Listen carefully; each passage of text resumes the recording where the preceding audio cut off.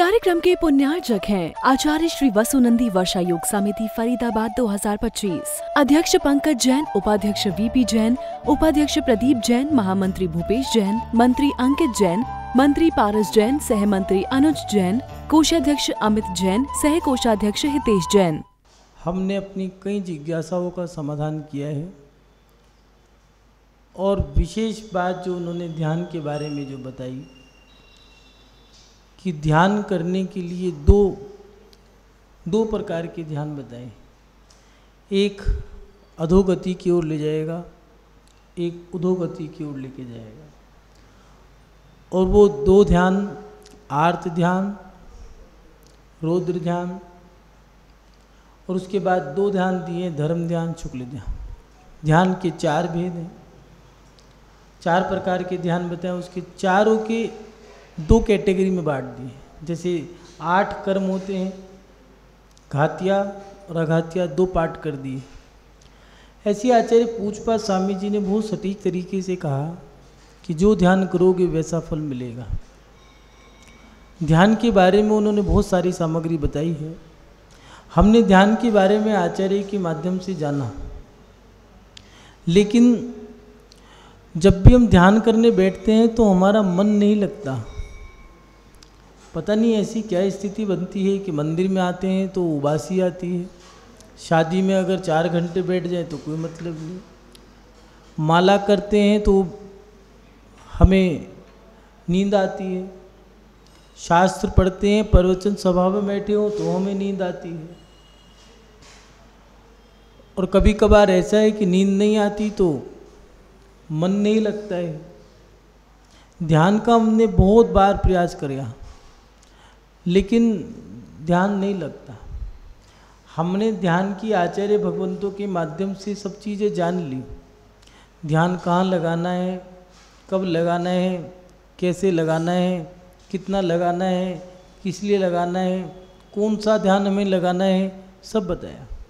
एकांत में सूने स्थानों पर, प्रातःकाल, मध्याह्न के समय, संध्या काल, रात्रि का समय, या फिर पद्मासन, अर्धासन, शीर्षासन, वज्रासन, ये आसन दिए। बैठने के स्थान बताए, 3 प्रकार के बैठने के जो आसन हैं, पाषाण, फलक या कुशा का आसन, ये सब बताया। इसके साथ साथ आर्त ध्यान, रौद्र ध्यान, धर्म ध्यान, शुक्ल ध्यान बताए। उनकी भी व्याख्या करी। इष्ट वियोगज, अनिष्ट संयोगज, पीड़ा चिंतन निदान, हिंसानंदी, मिषानंदी, चौर्यानंदी। और उसके साथ साथ धर्म ध्यान की भी व्याख्या करी। आज्ञा विचय, अपाय विचय, संस्थान विचय। और उसके बाद जो अंतिम शुक्ल ध्यान है उसकी भी बताई कि एकत वितर्क, पृथक वितर्क, सूक्ष्म क्रिया, प्रतिपाती। ये इनको लेकर के उन्होंने आचार्य भगवंतों ने समझाया कि ये ध्यान है, इस तरह का ध्यान आप कर सकते हो। लेकिन ध्यान करने जैसे ही बैठते हैं मन नहीं लगता है। कुछ लोग डरते हैं, गंदी गंदी विचारधाराएं बनती हैं। आज के समय में लोग ध्यान लगाना चाहते हैं लेकिन लगा नहीं पाते। ये बड़ा पेचीदा विषय है। कई लोग इसकी क्लास लेते हैं लेकिन विशेष विषय क्या है वो ये नहीं, वहाँ तक नहीं पहुँच पाते, न ये जान पाते। आत्मा के ध्यान भी एक नहीं है, बहुत सारे ध्यान हैं। किसी को माँ की याद आ रही है कि माँ का ध्यान लगा रहा है, पिता की याद आ रही है, पिता का ध्यान लगा रहा है, संसार की सामग्री चाहिए तो संसार का ध्यान लगा रहे हैं। लेकिन आत्म ध्यान करने का क्या मार्ग है, क्या रास्ता है, ये नहीं पता। पता नहीं कितने लोग हैं जो विद्या सिद्ध करने के लिए वो शमशान में बैठ जाते हैं, सर पे बाल के एक बहुत बड़ा सा ढेर लगा लिया है, घाटों पे बैठ गए हैं और ध्यान लगाने बैठ गए हैं। विद्या सिद्ध करने के लिए कर लेते हैं, होती है विद्या सिद्ध होती है, पंचम काल में भी होती है। किसी देव को सिद्ध करना कोई बड़ी चीज़ नहीं है, साधना करनी पड़ती है। मगर वो आचार्यों ने कहा है कि आचार्य कुंदकुंद स्वामी जी ने रहन सहन में लिखा है कि दिगंबर साधु के लिए सब निषेध है। जनतम मंतम तंतम ये साधु नहीं कर सकता। हाँ, कोई व्यक्ति संकट में है तो उसको पुण्य बढ़ाने का रास्ता तो बता सकता है, लेकिन वो तंत्र मंत्र टोना टोटका कि दिगंबर साधु के लिए सब निषेध किया है। क्यों निषेध किया, सवाल खड़ा होता है। वो इसलिए कि ये क्रियाएं अच्छी नहीं हैं, अगर कोई करेगा तो उसका फल बुरा मिलेगा। शिवकोटि स्वामी जी ने दिया, इसका फल क्या है, तो उन्होंने कहा कुमरण, समाधि मरण नहीं होगा, सांसारिक क्रिया है। कुमरण माने मोक्ष के अकॉर्डिंग तो धर्म के अकॉर्डिंग ये कुमरण हो गया, संसार के हिसाब से सांसारिक मरण है, मतलब संसार में भ्रमण करता रहेगा। इसलिए आचार्यों ने कहा है कि वो ये काम ना करे। इसलिए दिगंबर साधु विद्या सिद्ध करने का ध्यान नहीं लगाते, वो आत्म कल्याण का ध्यान लगाते। कुछ लोग होते हैं देवलोक प्राप्त करने के लिए ध्यान लगाते हैं, सबके अलग अलग ध्यान है। जितने पदार्थ हैं उतने ध्यान लगा सकते हो। जैसे वो बताया था, ध्यान लगा रहा था और अचानक मुंह जल गया, तो उसके गुरु ने पूछा क्या हुआ, कहने का वो बस मिर्च का पकोड़ा खाया था ध्यान में, मुंह जल गया। तो उसके गुरु ने कहा कि पागल, एक थप्पड़ मारा।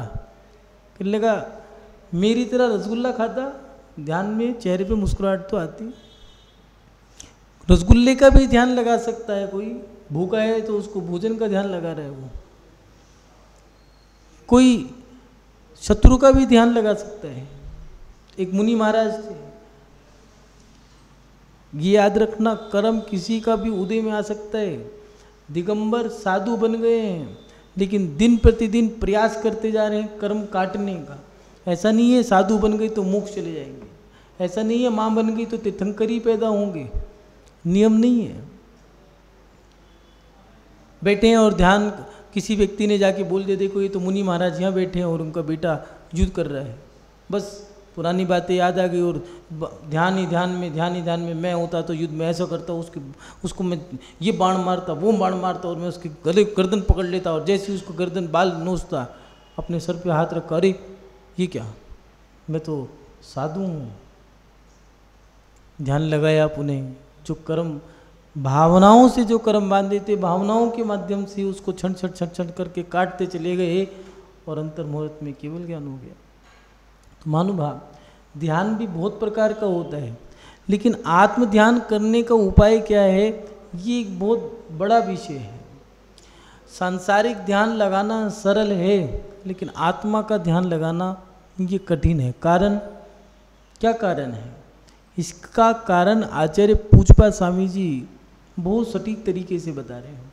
एक बार उनकी कारिका को देख रहे हैं, फिर देखते हैं वो क्या लिख रहे हैं। संयम में कर्णग्राम मेकाग्रत्वेन चेतसः आत्मध्यान मात्मबान्ध्याये दात्मनेवात्मनि स्थितम। यहाँ आचार्य पूजपा स्वामी जी लिख रहे हैं, मन की एकाग्रता से नष्ट कर दी है इंद्रियों की स्वच्छंदता वृत्ति जिसने, ऐसा पुरुष अपने आत्मा में स्थिर होकर आत्मा के द्वारा आत्मा का ही ध्यान करे। आत्मा का ध्यान करने के लिए भी व्यक्ति चाहिए, ऐसा नहीं कोई भी मुंह उठाए और आत्मा का ध्यान करने लग जाए। हर व्यक्ति आत्म ध्यान नहीं कर सकता। जैसे धर्म की क्रियाएं प्रत्येक व्यक्ति को करने का अधिकार नहीं दिया है। छोटी सी बात से समझ लें, जैसे अभिषेक की क्रिया 3 रत्न हैं जैन धर्म की, देव, शास्त्र और गुरु। इन तीनों रत्नों में दिया है कि तीनों की संहिता है। जब आप किसी अन्य धर्म के भी ग्रंथ खोल के देखोगे, कुरान जब मैंने खोल के देखी तो उसमें लिखा था कि पाक ग्रंथ है, पाक होके पढ़े। अपने यहाँ भी यही दिया है कि भगवान का अभिषेक भी करना है तो हर व्यक्ति को अधिकार नहीं है भगवान को छूने का। जैसे राष्ट्रपति के पास पहुँचने का सबको अधिकार नहीं होता, ऐसी भगवान को अभिषेक करने का दिया है कि जले कटे फटे कपड़े पहन के व्यक्ति अभिषेक नहीं कर सकता, जले फूके मन से भी अभिषेक नहीं कर सकता। दिया है कि दिगंबर साधु को आहार दे रहे हो, क्रोध आया है तो गुस्से में आहार मत देना, इसलिए दिया है मन वचन काय तीनों शुद्ध हो, अगर नहीं है तो साइड हो जाओ। क्यों? तुम्हारे अशुद्ध होने से वो सामने वाला अशुद्ध हो जाएगा। भगवान के सामने नमस्कार करने का भी अधिकार दिया है। जो साष्टांग नमस्कार कर सके वही नमस्कार करे, नहीं कर सकता है अहंकारी, तो उन्होंने कहा कि अभी भक्ति नहीं आई। उस अभिषेक करने के लिए भी जैसे देवों में भी दिया है, तो सोदर इंद्र अभिषेक करते हैं, बाकी नहीं करते, बाकी तो कलश पहुंचाने का काम करते हैं, क्योंकि उत्तम पात्र का उत्तम व्यक्ति ही पात्रता रखता है। ऐसी आत्मा का ध्यान लगाने के लिए भी पात्रता होनी चाहिए।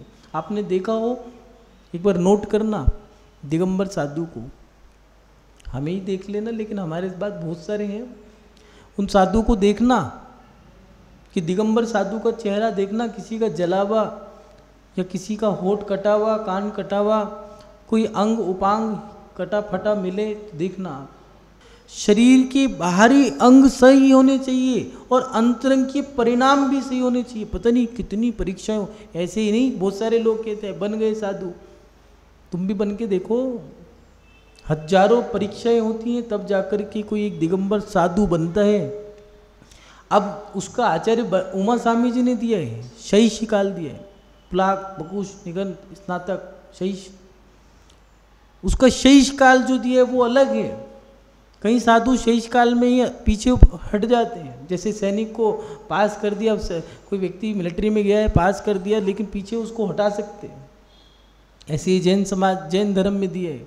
अब दिगंबर साधु बन गया है परीक्षा होने के बाद, ये तो भारी परीक्षाएं थी, अब अंतरंग की परीक्षाएं भी हो चुकी हैं, अब उसको साधु बना दिया है। तो अब साधु बनने के बाद दिया है कि उसकी कर्कश वाणी है, कर्कश बोली है, तो कहा कि मौन रहो, नहीं रह पा रही तो अभी भी पीछे कर सकते हैं, आचार्य के पास अधिकार है पूरा।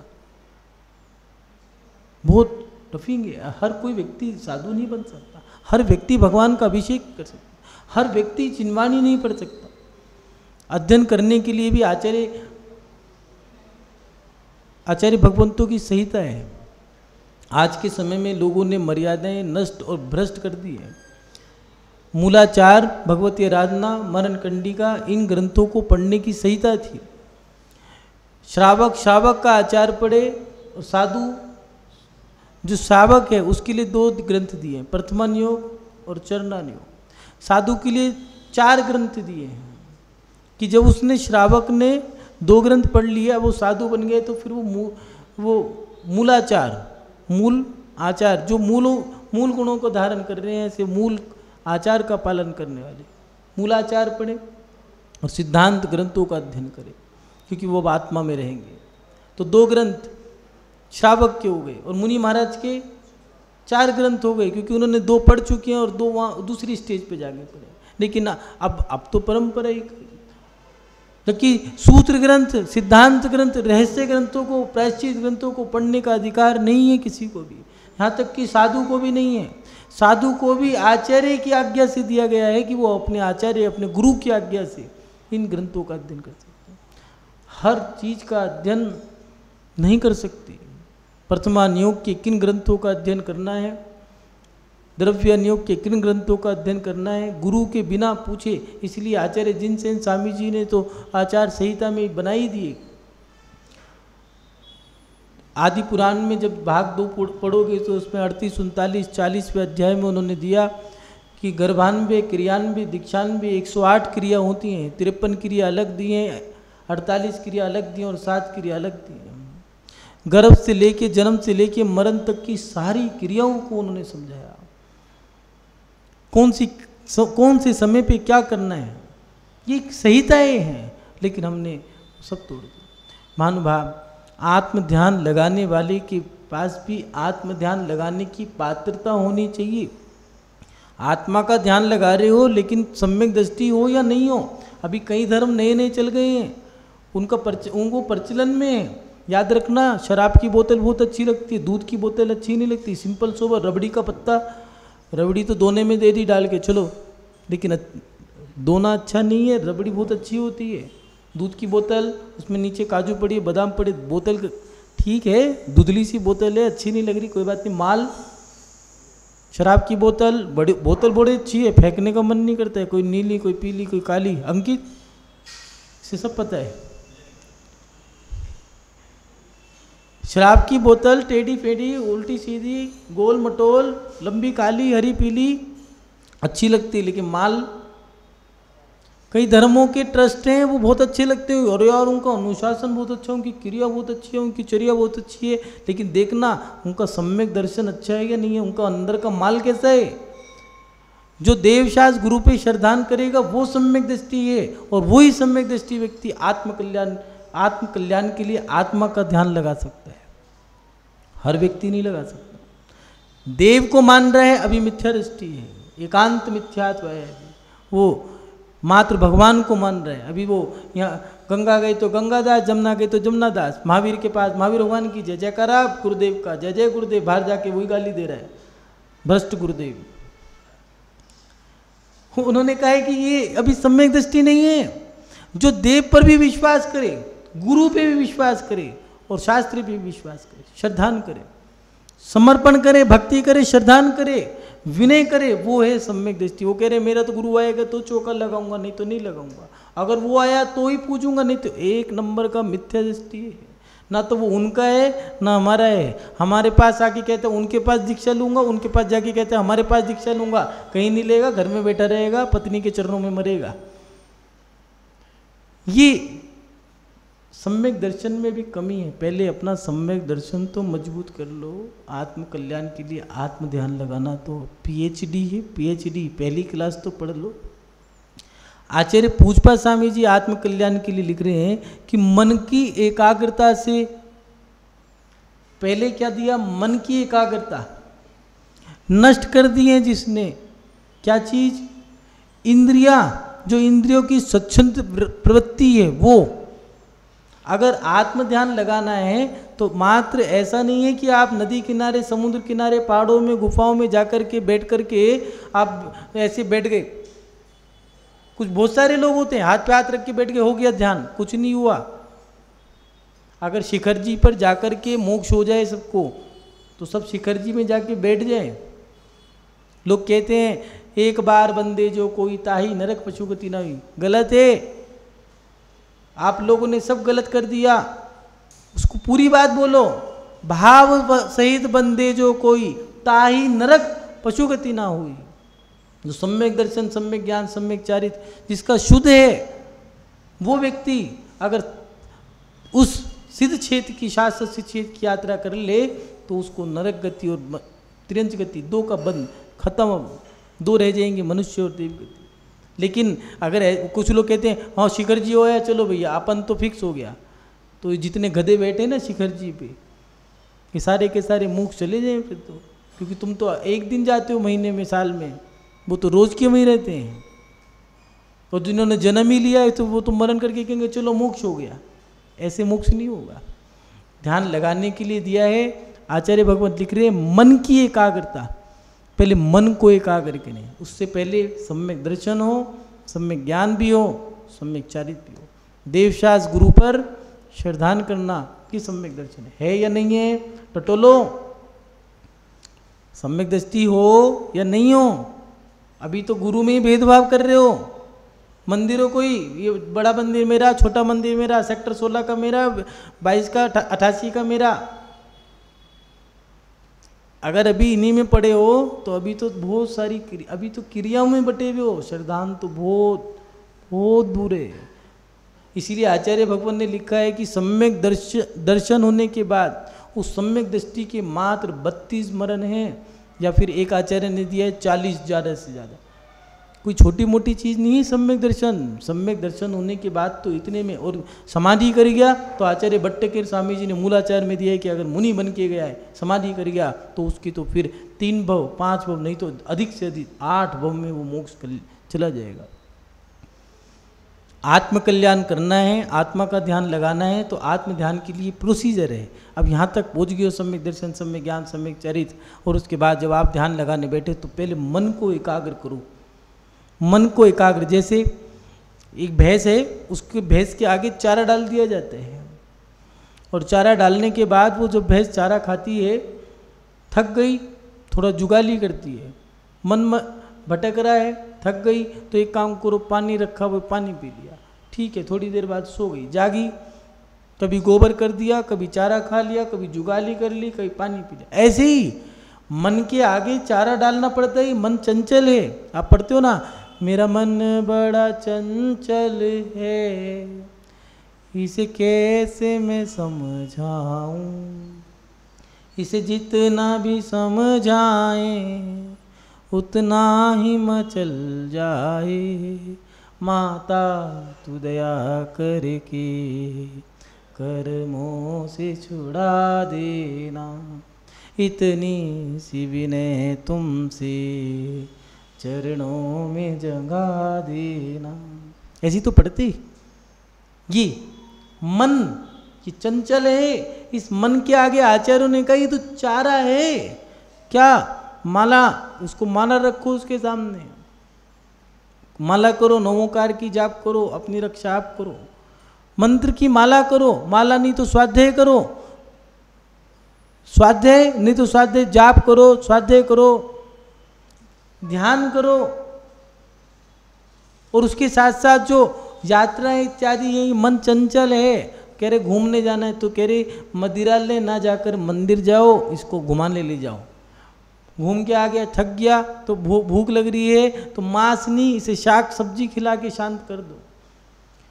बड़ा व्यवस्थित तरीके से हमें मन को रखना पड़ेगा, नहीं तो ये मन चंचल हो गया तो ये मन क्या कर दे कोई भरोसा नहीं है। कितने गांव, कितने नगर, कितने देश, कितने प्रांत, कितने लोगों को बर्बाद कर दे। नारद जी देखो, मन चंचल ही तो था।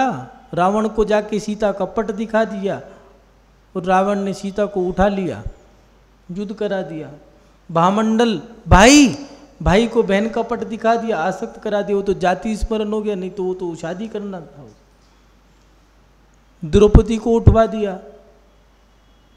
मन चंचल था और चंचल मन होने के कारण इसलिए नारद कभी कल्याण नहीं करते।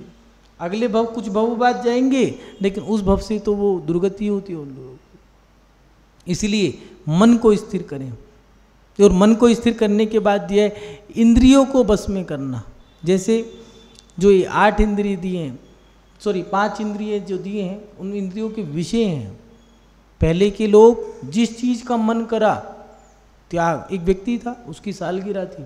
ये मतलब हमारे साथ तो होते रहते हैं, डेली के डेली नए नए केस होते रहते हैं, हमारे पास आते रहते हैं। सिंपल उदाहरण, आइडियाज़, कुछ भी कह सकते। एक व्यक्ति आया, कहने लगा सालगिरह है। हमने कहा ठीक है। कहने माँ जी आशीर्वाद दो, उपवास है। मैंने क्यों? कहने लगे आज सालगिरह है। हमने कहा कंजूसी दिखा रहे क्या? लोग पार्टी मांगेंगे फिर कैसे करोगे? तो कहने लगा बस यही तो साधना है कि जिस दिन मेरा खाने का मन हो, जो मेरा मन चंचल हो, उसको अपने बस में रखना। तो हमने कहा उपवास करोगे, पत्नी क्या कहेगी? तो कहने लगे महाराज जी आज हमारा जोड़े से उपवास है। ये है, पहले के लोग वही चीज़ त्याग करते थे जिस चीज़ का मन कर रहा है। आज के लोग त्याग करने को कहो, किसी को कहा अपनी प्रिय चीज़ का त्याग कर दो, कहने लगे ठीक है कोई जी चीज़ एक त्याग करनी है, हाँ मखाने का त्याग। वाह रे वाह। सर्दी के मौसम में आम का त्याग कर देते हैं, और सर्दी के गर्मी के मौसम में अमरूद का त्याग कर देते हैं। वाह बनिया, कैसे आत्म कल्याण करने वाले हैं। वो कह रहे हैं कि अपनी इंद्रियों को बस में करना सरल नहीं है। पहले के लोग जमीन पे सोया करते थे। आज भी जाना कर्नाटक साइड जाना, वहाँ के लोग आपको बहुत सिंपल मिलेंगे। यहाँ के लोग उन लोगों का उदाहरण देते हैं। अगर यहाँ pant shirt simple formal dress पहन ले तो उसको पागल कहेंगे, लेकिन वहाँ के लोग फॉर्मल ही पहनते हैं, शादी में भी सिंपल सोबर। इतना अच्छा लग रहा है कि जिसकी कोई हद नहीं। स्पर्श इंद्रिय जमीन पे सो रहे हैं, हल्का भारी, कड़ा नरम, रूखा सूखा, चिकना गरम, इन सब विषयों पे इतना कंट्रोल कर लिया है। जैसा रूखा हो, सूखा हो, चिकना हो, गरम हो, कोई मतलब नहीं। कोई ठंडा है, रोटी ठंडी है, कोई बात नहीं, खा ली। वो कह रहे ठंडी रोटी खा गए, अरे भैया पेट भरना था, खा लिया, क्या दिक्कत है। कंट्रोलनेस देखो। खट्टा मीठा चरपड़ा कड़वा कसायला, ये 5 रसना इंद्रिय के विषय दिए हैं। जो बहू ने बना के दे दिया, खा लिया। और बहू के बनाने के बाद 1 दिन 2 दिन कई दिन बीत गए, नमक ही नहीं डाला। एक दिन बहू ने भोजन कर लिया, चलो ससुर जी ने जो किया वही आज मैं कर ली, देखा नमक ही नहीं है। उसने कहा नमक नहीं डाला, बोलते तो थे। कहने लगे बेटा मैं तो 1 हफ्ते से खा रहा हूँ। वो इतनी प्रभावित हुई कि मेरे ससुर जी इतने शांत प्रभाव के हैं, इतनी प्रभावित हुई कि उस बहू ने बस कहीं भी जाए तो अपने ससुर जी का उदाहरण देती। ये देखो इंद्रियों को कंट्रोल करने से अपने ऊपर क्या प्रभाव पड़ता है। आजकल तो जरा सी स्मेल आ गई ड्यू चाहिए, लेकिन पहले कोई सिस्टम नहीं थे, नहीं ना तो जॉसमैन, रोजबेरी, कोबरा, ये परफ्यूम वगैरह जो आते नई नई कंपनियों के, कोई कुछ नहीं, भगवान का अभिषेक किया, आ गए, ज़्यादा हो तो अपना बगीची में जाके बैठ गए, हो गया बस।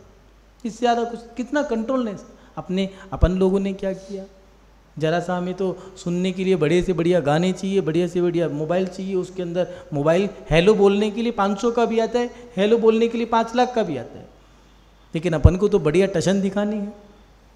इसके कारण हम परेशान हैं। वो कह रहे हैं कि मन को एकाग्र करो, इंद्रियों को कंट्रोल बस में करो, और उसके बाद अपनी आत्मा में स्थिर हो। मन वचन काये, पहले मन को स्थिर करें, फिर वचन को, फिर काय को, ऐसा लोग कहते हैं, लेकिन ये उल्टी क्रिया है। काय वांग मनः कर्म योगा। आप लोग बोलते हो मन शुद्धि, वचन शुद्धि, काय शुद्धि। जब बाहर आओगे तो मन को हिलाना पड़ेगा, फिर वचन को इस्तेमाल करोगे, फिर काय को, ऐसे आप बाहर आ गए। अंदर कर जाने का प्रवेश, पहले काय को स्थिर करो, फिर वचन को स्थिर करो, और फिर आप मन को स्थिर करो। ऐसे ही अंदर जाने का रास्ता है, आत्मा में जाने का रास्ता ही है। आचार्य उमा स्वामी जी ने तत्वार सूत्र में दिया है 6ठे अध्याय में, काय वांग मनः कर्म योगा। आते हुए कर्मों को रोकने के लिए मन वचन काय इन तीनों को स्थिर करना पड़ेगा। लेकिन काय पहले दिया, लेकिन आप कहोगे महाराज जी मन वचन काय लिखना चाहिए था। नहीं, पहले पद्मासन लगाया, रीढ़ की हड्डी को सीधा करा, वचन मौन लिया, आंख बंद करी, फिर बोलने का है ओम